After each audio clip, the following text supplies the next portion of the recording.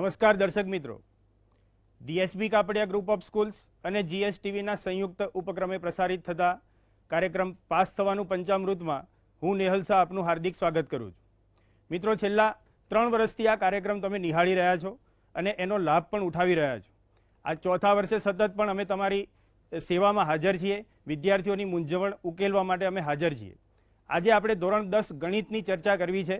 ધોરણ 10 ગણિતની અંદર મિત્રો અપેક્ષાઓ તમારી પણ વધારે હોય, વાલીની પણ વધારે હોય અને તમારા શિક્ષક મિત્રોની પણ વધારે હોય કે આ વિષયમાં તો 100 માંથી 100 ગુણ લાવવા જ જોઈએ. એ 100 માંથી 100 ગુણ લાવવા માટે તમે ચેપ્ટર વાઇઝ રિવિઝન પણ કરી લીધું હશે, તમે બધી જ પ્રિપરેશન કરી લીધી હશે.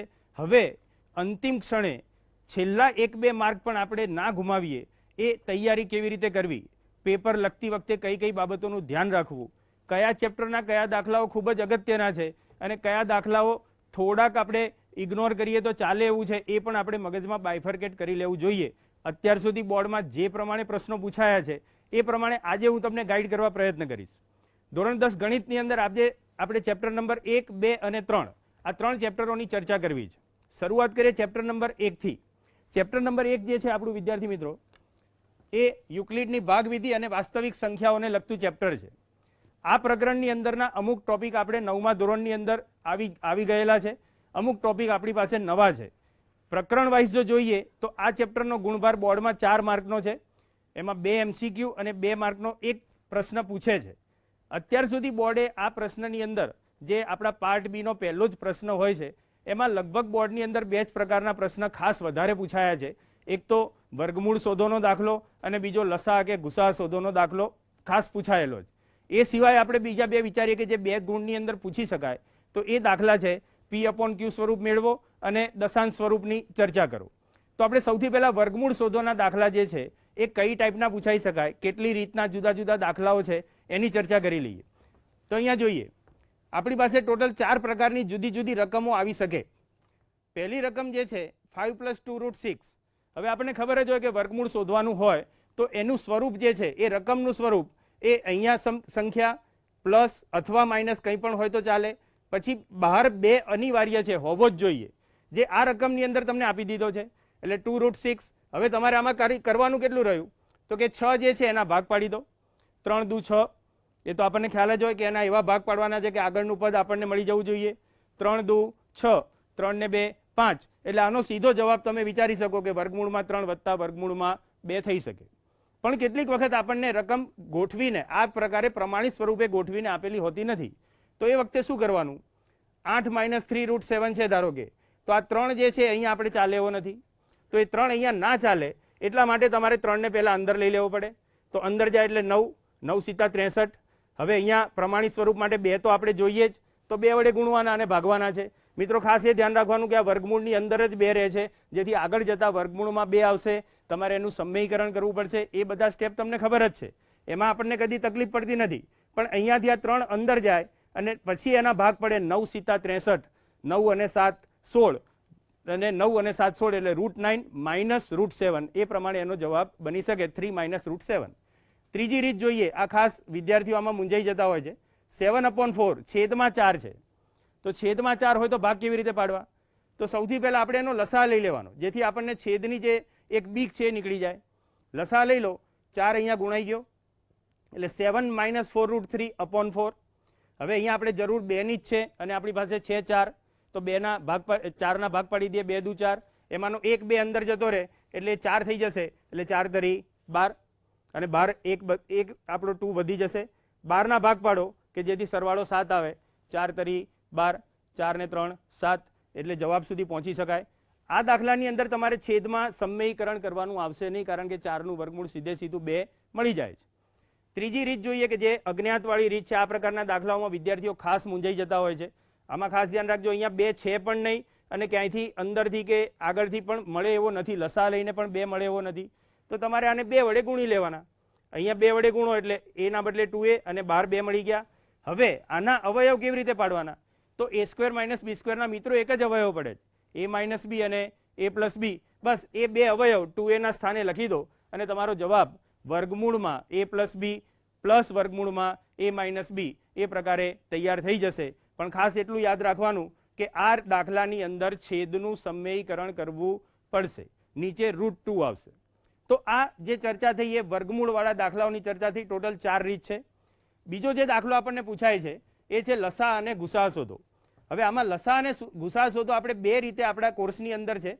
એક અંકગણિતના પાયાના સિદ્ધાંત પરથી કે જે આપણે લગભગ ધોરણ 6-7 થી લસા અને ગુસા શોધીએ છીએ, અવયવ પાડીએ છીએ, સામાન્ય સંખ્યાઓ શોધીએ છીએ, ભેગા કરીએ છીએ. એ બધી રીત જે છે એ અંકગણિતનો પાયાનો સિદ્ધાંત કહેવાય. જેમાં 3 અને 2 નો લસા પૂછીએ તો તમે તરત કહી દેશો 6. તો તમે એ જે શોધ્યું એ પાયાના સિદ્ધાંતથી શોધ્યું. પણ આપણે આ વર્ષે એક નવી રીત શીખ્યા, યુક્લિડની ભાગ પ્રવિધિ. એનું એકાદું ઉદાહરણ લઈ લઈએ કે એ દાખલા પૂછાય તો એમાં પણ કઈ કઈ બાબતોનું ધ્યાન રાખવાનું છે. દાખલા તરીકે આપણને એક એવો પ્રશ્ન પૂછ્યો કે 120 અને 23 એનો ગુસા શોધી આપો. તો મિત્રો સૌથી પહેલા એક ધ્યાન રાખવાનું કે બંને સંખ્યાઓમાં મોટું કોણ છે અને નાનું કોણ છે નક્કી કરી લો. અને એ ઇન્ડિકેટ કરવું પડે લખતી વખતે. વિદ્યાર્થી મિત્રો આ લખવાનું ભૂલી જાય છે અને એમાં માર્ક ગુમાવે છે. એટલે આ એક ખાસ યાદ રાખો. 120 અહીંયા મોટો છે, 23 નાનો, 120 ગ્રેટર ધેન 23 એ રીતે લખો. હવે આ સ્વરૂપે તમારે આ રકમ અહીંયા જે લખ્યું છે ભાજ્ય બરાબર ભાજક ગુણ્યા ભાગફળ વત્તા શેષ, એ તમારે પરીક્ષામાં લખવાનું નથી. પણ આ ક્રમ તોડવાનો નથી. 120 જે છે એને તમારે ભાજ્ય બનાવવાનું છે, 23 ને તમારે ભાજક બનાવવાનું છે, ભાગફળ આપણે શોધીશું અને શેષ પણ શોધીશું. તો 23 વડે 120 ને ભાગી નાખો તો ભાગફળ તમારું 5 આવશે, શેષ પણ 5 વધશે. હવે આ જે ભાજક છે એ એના પછીના સ્ટેપમાં ભાજ્ય બની જશે અને અહીંયા જે શેષ વધે છે એ એના પછીના સ્ટેપમાં ભાજક બની જશે. આ સ્ટેપ ક્રમિક લેવામાં વિદ્યાર્થીઓ ભૂલ કરી બેસે છે અને આવડતું હોવા છતાં દાખલો આપણો ખોટો પડે છે. ખાસ યાદ રાખજો, આ પહેલા સ્ટેપની અંદર જે ભાજક છે એ એના પછીના સ્ટેપનો ભાજ્ય છે અને પહેલા સ્ટેપની અંદર જે શેષ છે એના પછીના સ્ટેપની અંદર એ ભાજક છે. આ પ્રમાણે તમે ક્રમશઃ આગળ વધતા જાઓ તો છેલ્લે શેષ શૂન્ય આવે આવે આવે અને આવે જ. છેલ્લે શેષ શૂન્ય આવી જાય તો એની પહેલા જે શેષ આવી હોય એ તમારો અંતિમ શૂન્યેતર શેષ અને એ જ તમારો ગુસા જ. હવે ધારો કે તમને લસા શોધવાનો કીધો તો તમે આ સૂત્રનો ઉપયોગ કરી શકો. લસા ગુણ્યા ગુસા બરાબર સંખ્યાઓનો ગુણાકાર. આ સૂત્રનો ઉપયોગ કરીને તમે અહીંયાથી જેમ દર્શાવ્યું છે એ પ્રમાણે લસા શોધી શકાય. તો યુક્લિડની ભાગ પ્રવિધિથી લસા શોધો તો પણ તમારે આ જ કરવાનું છે. ત્રીજી રીત છે P/Q સ્વરૂપ. આપણે 9મા ધોરણમાં શીખી ગયા છીએ. 9મા ધોરણમાં શીખી ગયા. કોઈ પણ એક સંખ્યા, અહીંયા 4 ઉદાહરણ આપ્યા છે, કોઈ પણ એક સંખ્યા લઈ લો, એની અંદર x ધારી લો. અહીંયા 2 સંખ્યા રિપીટ થાય છે એટલે આપણે 100 વડે ગુણીએ છીએ અને 100 વડે ગુણ્યા પછી બંને બાજુ x બાદ કરો અને 99x આવશે એને તમે છેદમાં લઈ જાઓ અને તમને P/Q સ્વરૂપ મળી જશે. તો ચેપ્ટર નંબર 1 ની અંદર વિદ્યાર્થી મિત્રો આટલા મુખ્ય મુદ્દાઓ છે કે જેનું આપણે પરીક્ષામાં ધ્યાન રાખવું જોઈએ. હવે આ સિવાય તમારા મનની અંદર પણ હજી જો કોઈ મૂંઝવણ હોય તો આપણે એની ચર્ચા કરી લઈએ. કોઈ પણ 3 ક્રમિક સંખ્યાઓનો ગુણાકાર કોઈ ચોક્કસ સંખ્યા વડે વિભાજ્ય હોય તો તે પ્રકારના MCQ નો જવાબ સહેલાઈથી કેવી રીતે મેળવાય? બહુ સરસ સવાલ છે. આ પ્રકારનો MCQ બોર્ડમાં પણ પૂછાયેલો છે. ધારો કે કોઈ પણ 3 ક્રમિક પૂર્ણાંક આપણને કીધા તો તમે સૌથી પહેલા પહેલી 3 પ્રાકૃતિક સંખ્યાઓ લઈ લો, 1, 2 અને 3. એમનો ગુણાકાર શું થશે? 6. બસ, તો એ 6 એ તમારો જવાબ થઈ ગયો. તમારે કોઈ પણ તમને જે બી શ્રેણી આપે એની પહેલી 3 સંખ્યાઓ પસંદ કરી લો, એમનો ગુણાકાર એ જ તમારો જવાબ હશે. આમાં બહુ લાંબી ગણતરી કરવાની રહેતી નથી. મિત્રો આપણે ચેપ્ટર 1ના બધા જ પ્રશ્નોની ચર્ચા કરી લીધી. એકાદ વિદ્યાર્થીને મૂંઝવણ હતી એ પણ આપણે સોલ્વ કરી લીધી. હવે આ પ્રકરણમાંથી બોર્ડમાં કયા પ્રશ્નો પૂછાઈ શકે તો એવા કેટલાક IMP દાખલા આપણી પાસે અહીંયા છે, એ તમે સહેજ અહીંયા જોઈ લો. ઉદાહરણ નંબર 8, 12, 13, 16 અને 26 ખાસ કરવા જોઈએ. સ્વાધ્યાય 1.2 માંથી બીજો અને ચોથો દાખલો, 1.3 માંથી 2 અને 5 દાખલા અગત્યના. સ્વાધ્યાય 1.4 માં દાખલા નંબર પહેલાની અંદર બીજો, પાંચમો, સાતમો અને બીજાની અંદર 2, 4, 5 અને 7 દાખલા અગત્યના છે. 1.5 માંથી પહેલા દાખલાનો 4, 7 અને 8 કરવો અને સ્વાધ્યાય 1 ની અંદર 28, 30, 32, 33 અને દાખલા નંબર 43 કે જે આપણા MCQ છે એ MCQ ની અંદર 14 થી 20 અને 23 થી 25 MCQ નો ખાસ મહાવરો કરી લેવો તો તમારે બોર્ડમાં કોઈ તકલીફ પડશે નહીં. તો મિત્રો આ વાત થઈ પ્રકરણ નંબર 1ની. એક નાનો વિરામ લઈએ અને આપણે પછી આ જ પ્રકારે પ્રકરણ નંબર 2ના પણ અગત્યના પ્રશ્નોની ચર્ચા કરીએ.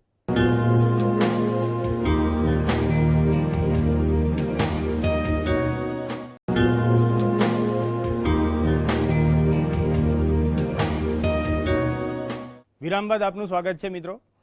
હવે આપણે જોઈએ પ્રકરણ નંબર 2. આપણું પ્રકરણ નંબર 2 છે બહુપદીઓ. હવે આ પ્રકરણ જે છે બોર્ડની અંદર 6 ગુણનું પૂછાય છે. એમાં સંભવિત વિભાજન 4+2 એટલે કે 4 MCQ અને 2 ગુણનો એક પ્રશ્ન એ રીતે અત્યાર સુધી બોર્ડમાં પૂછાયું છે. એટલે આપણે એ રીતે વિચારી શકીએ કે 4+2 પ્રમાણે બોર્ડમાં પ્રશ્ન પૂછાય છે. હવે એમાં જે 2 ગુણનો એક પ્રશ્ન છે એ પ્રશ્નની અંદર મોટે ભાગે શૂન્યને લગતા દાખલાઓ અથવા શૂન્યને લગતી ચર્ચાઓ વધુ પ્રમાણમાં લેવામાં આવે છે અને આ ચેપ્ટરનો મેઇન થીમ પણ બહુપદીના શૂન્યો છે. તો એ થીમ ઉપર આપણે ચર્ચા કરીએ કે બોર્ડમાં સૌથી વધુ પ્રશ્નો કોના પૂછાય છે. તો બહુપદીના વાસ્તવિક શૂન્યોને લગતા જે છે એ પ્રશ્નો વધુમાં વધુ પૂછી શકાય. એમાંથી MCQ મળે તો આ પ્રકારે આલેખ આપેલો હોય છે. તમને આલેખ આપીને એમ કે આ P of x y બરાબર P of x બહુપદી જે છે એના કેટલા શૂન્યો મળે. તો આપણને ખબર જ છે કે આ આલેખ x અક્ષને 1, 2 અને 3 બિંદુમાં છેદે છે, માટે આ બહુપદી જે છે એને કેટલા શૂન્ય મળશે? 3.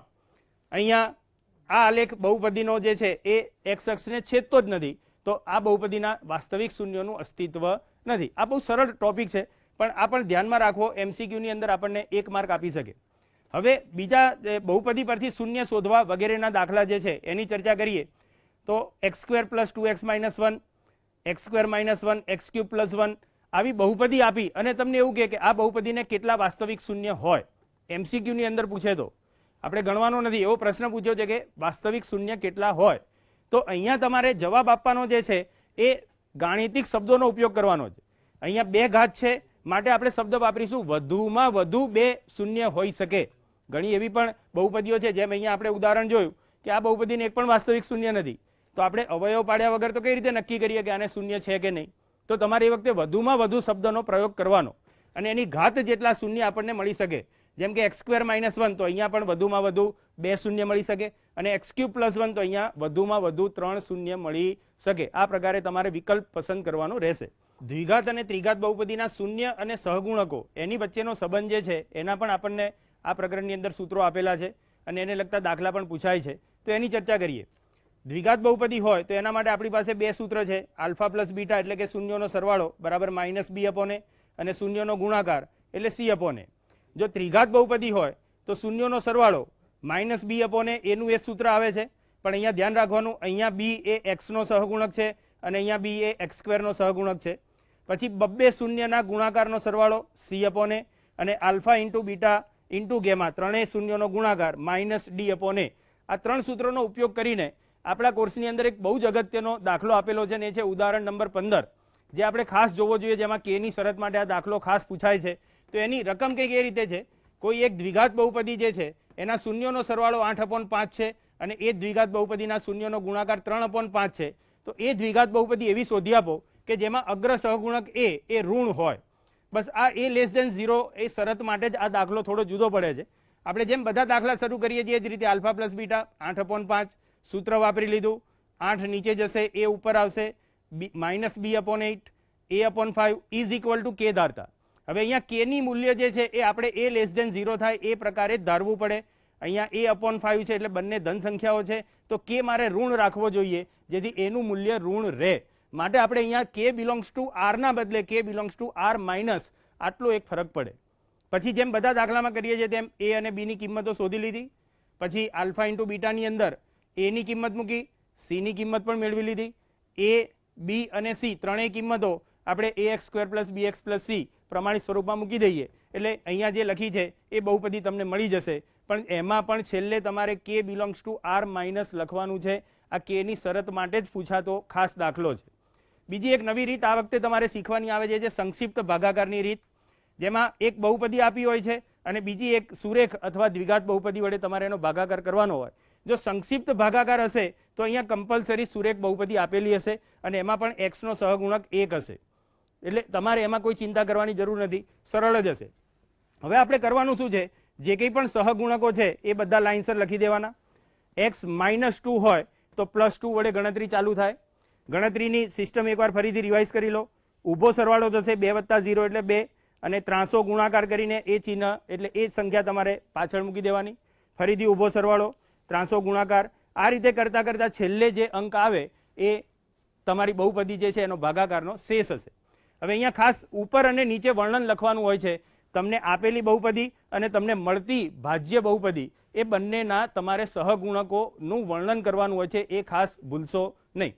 તો ચેપ્ટર નંબર 2 ની અંદર લગભગ આટલા મુદ્દાઓ જો આપણે ધ્યાનમાં રાખીએ તો આપણને પ્રશ્નોના જવાબ આપવામાં અને દાખલા ગણવામાં આપણને તકલીફ ન પડી શકે. હવે આ સિવાય હજી તમારા મનની અંદર કોઈ મૂંઝવણ હોય તો પૂછો તો આપણે એની ચર્ચા કરીએ. હા બોલો બેટા. બહુપદીનો આલેખ કેવો મળશે તેવા પ્રશ્નોનો જવાબ કેવી રીતે નક્કી કરવો? બહુ સરસ સવાલ છે આ, અને આવું MCQ પણ પૂછાય છે.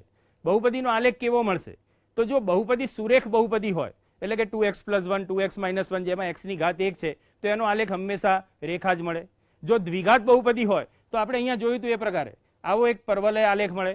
દ્વિઘાત બહુપદીમાં ખાસ ધ્યાન રાખજો, જો અગ્ર સહગુણક ધન હોય તો ઉપરની તરફ ખુલ્લો પરવલય મળે, અને અગ્ર સહગુણક ઋણ હોય તો નીચેની તરફ ખુલ્લો પરવલય મળે. આ એક ટ્વિસ્ટેડ MCQ છે, ખાસ પૂછાય છે. તો આ રીતે ઘાતને આધારે તમે નક્કી કરી શકો કે એ આલેખ કેવો બનશે. બીજા કોઈ વિદ્યાર્થીને કઈ મૂંઝવણ? હા બોલો બેટા. બહુપદીનું એક શૂન્ય આપેલું હોય અને બીજું શૂન્ય શોધવાનું હોય તો તેવા દાખલા ટૂંકમાં કેવી રીતે ગણવા? સરસ સવાલ છે.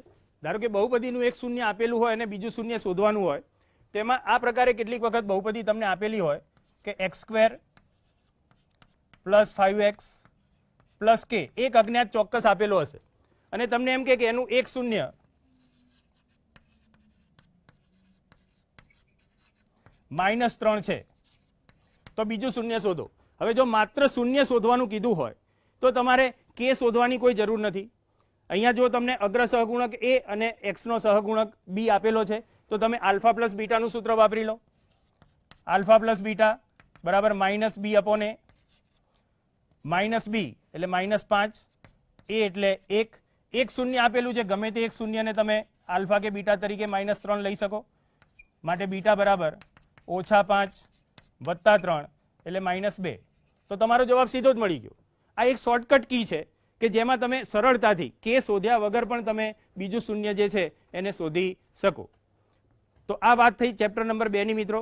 હવે વિરામ બાદ ચેપ્ટર નંબર 3 ની પણ આ જ રીતે ચર્ચા કરીએ કે બોર્ડમાં કયા કયા પ્રશ્નો પૂછી શકાય. મિત્રો, ચેપ્ટર નંબર 1 ની જેમ ચેપ્ટર નંબર 2 ની અંદર પણ કેટલાક અગત્યના દાખલાઓ છે કે જે તમારે બોર્ડની પરીક્ષા આપતા પહેલા ખાસ એક વખત જોઈ લેવા જોઈએ. આપણે એનું લિસ્ટ જોઈ લઈએ. તો ઉદાહરણ નંબર 12 થી 16 બધા જ દાખલા 2 માર્કની અંદર પૂછી શકાય એવા અગત્યના છે. અને 23મું ઉદાહરણ સ્વાધ્યાય 2.1 ની અંદર દાખલા નંબર 7, 2.2 માં પહેલો અને 5મો દાખલો, 2.3 માં ત્રીજો અને ચોથો, 2.4 માં દાખલા નંબર 1 નો બીજો, પછી દાખલા નંબર 3, 5 અને 8, અને સ્વાધ્યાય 2 માં 1, 3 અને 8. જો આટલા દાખલાઓનો તમે મહાવરો કરેલો હશે તો બોર્ડમાં ગમે તેવો અઘરો પ્રશ્ન પૂછાય તમને કોઈ તકલીફ નહીં પડે. તો આ વાત થઈ ચેપ્ટર નંબર 2 ની. હવે આપણે ચર્ચા કરીશું ચેપ્ટર નંબર 3 ની, પણ એ પહેલા લઈએ એક થોડો વિરામ.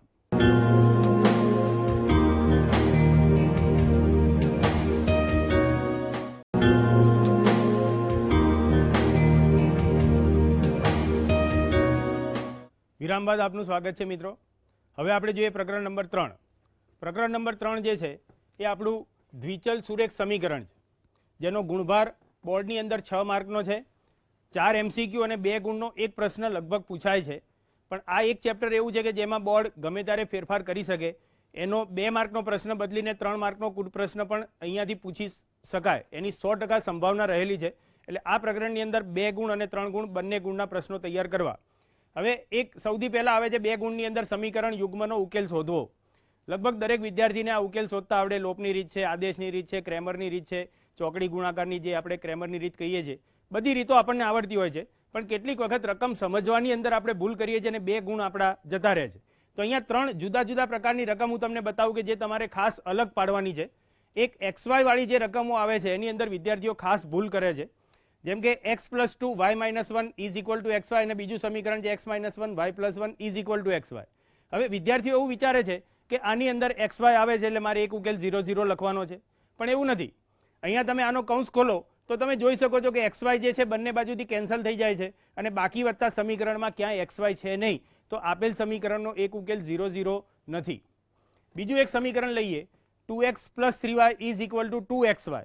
હવે આ સમીકરણની અંદર બરાબર ધ્યાનથી જુઓ તો xy જે છે એ કોઈ પણ રીતે કેન્સલ થતો નથી. xy સમીકરણની અંદર જળવાઈ રહે છે. તો આ પ્રકારનો દાખલો પૂછાય ત્યારે ખાસ યાદ રાખવાનું છે કે એક ઉકેલ 0 0 થાય અને થાય જ આ લખવાનું છે.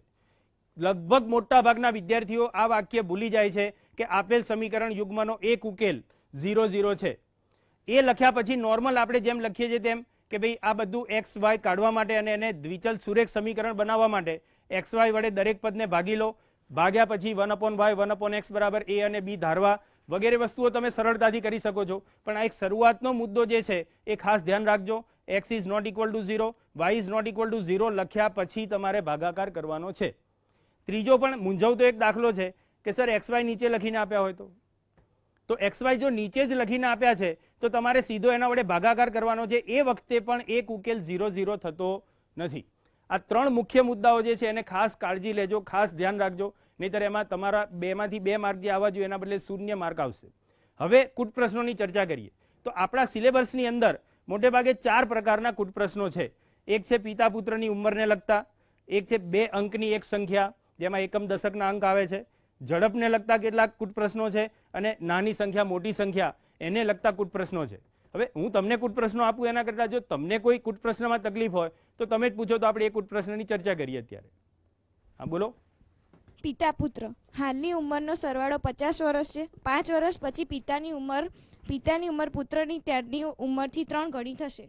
તો હંમેશા કૂટ પ્રશ્ન 2 સમીકરણોમાં એટલે કે 2 શરતોમાં વિભાજિત હશે. બોલો પહેલી શરત ફરીથી બોલો બેટા. હાલની ઉંમરનો સરવાળો 50 વર્ષ છે. તો ધારો કે આપણે એવું લઈ લઈએ કે પિતાની ઉંમર x વર્ષ છે, પિતાની ઉંમર x વર્ષ અને પુત્રની ઉંમર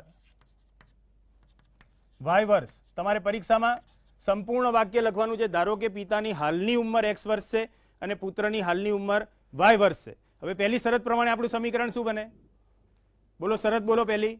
હાલની ઉંમરનો સરવાળો 50 વર્ષ છે. હાલની ઉંમરનો સરવાળો 50 વર્ષ છે એટલે હાલની ઉંમર x plus y is equal to 50. પરિણામ નંબર 1 થઈ ગયું. હવે બીજી શરત બોલો.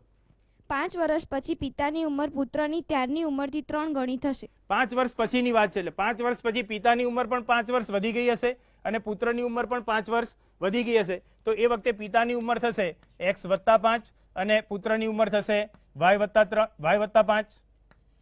હવે બોલો કોણ 3 ગણું છે?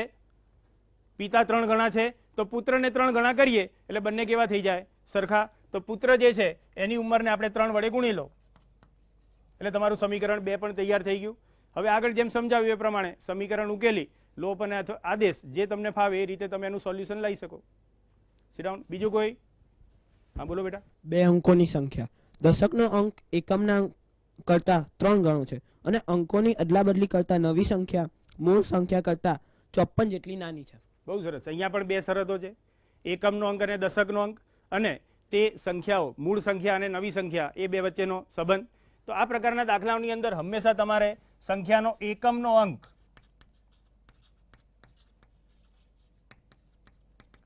અને દશકનો અંક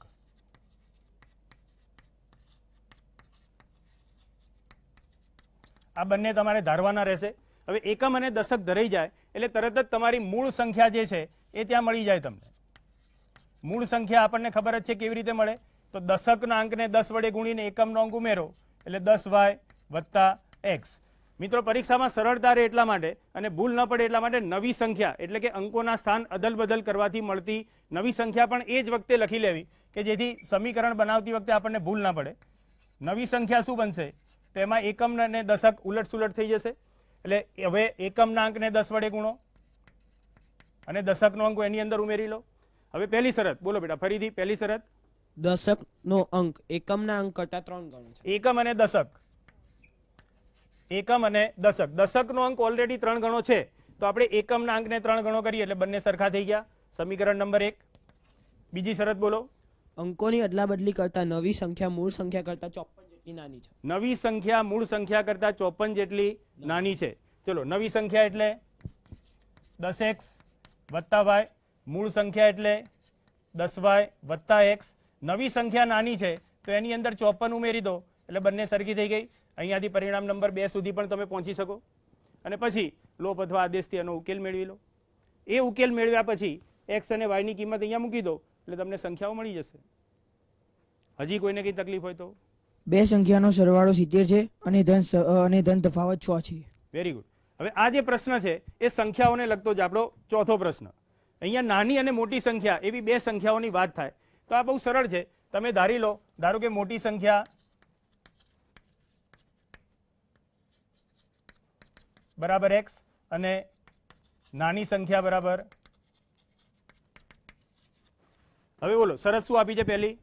બે સંખ્યાનો સરવાળો 70 છે. સરવાળો 70 છે એટલે x વત્તા y બરાબર 70 અને ધન તફાવત 6 છે. ધન તફાવત 6 છે. હવે ધન તફાવત કીધો એટલે મોટી સંખ્યામાંથી જ નાની સંખ્યા બાદ કરવાની. ધન તફાવત 6 છે. બે પરિણામ તમારા તૈયાર થઈ ગયા અને પછી એનો આદેશ લોપથી ઉકેલ મેળવી શકો. તો આ પ્રકારે જો વિદ્યાર્થી મિત્રો તમે ધ્યાન રાખો તો આ પ્રકરણની અંદર પણ પૂરા ગુણ મળી શકે એમ છે. મિત્રો આ રીતે આપણે કુટ પ્રશ્નોની પણ ચર્ચા કરી, ઉકેલ કેવી રીતે મેળવવા એની પણ આપણે માર્ગદર્શન લીધું. હવે આ પ્રકરણની અંદર પણ અગત્યના પ્રશ્નો કયા છે એનું પણ એક લિસ્ટ જોઈ લઈએ. તો ઉદાહરણ નંબર 1, 7, 13, 14 અને 16 ખાસ અગત્યના છે. સ્વાધ્યાય 3.1 માંથી બીજો અને ચોથો દાખલો, 3.2 માં પહેલા દાખલાનો